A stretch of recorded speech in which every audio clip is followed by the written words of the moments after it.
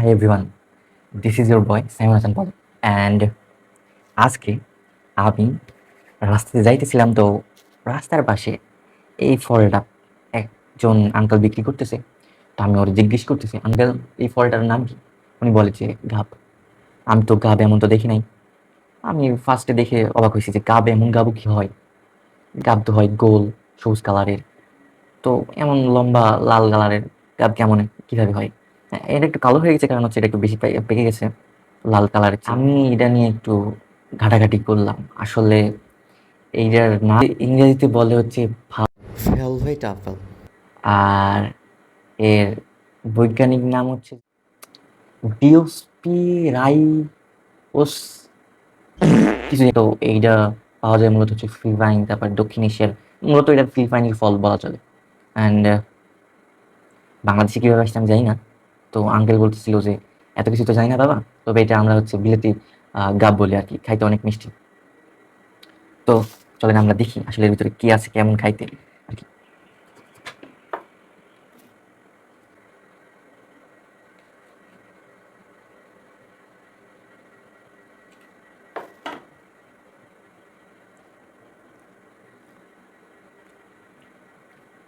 উম, কিছুটা আতা ফল আর কি,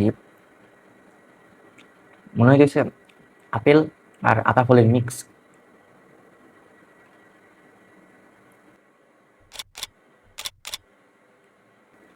মানে প্রচুর পরিমাণে vitamin A, vitamin C, vitamin E এবং হচ্ছে ফাইবার থাকে। আর আমরা তো জানি ভিটামিন সি, ভিটামিন ই কি কাজ করে।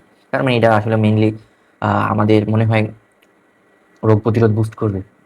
এটাই, তাছাড়া তো ভিটামিন গুলোর কাজ তো এটাই।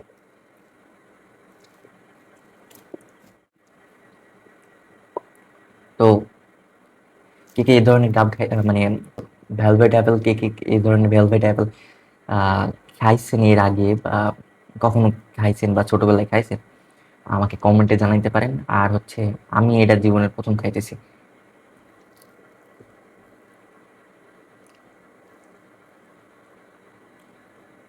আপেল আপেল ফিল হইতেছে। তো থ্যাংক ইউ। নেক্সট কোনো ভিডিওতে দেখা হবে এবং আমি আমার র্যান্ডম থট এবং আমার জানা জ্ঞান আমি আপনাদের মধ্যে শেয়ার করব। ওকে, ভিডিও দেখার জন্য ধন্যবাদ। অ্যান্ড চাইলে আমাকে সাপোর্ট করতে পারেন, একটা লাইক করতে পারেন, একটা সাবস্ক্রাইব করতে পারেন। That's all.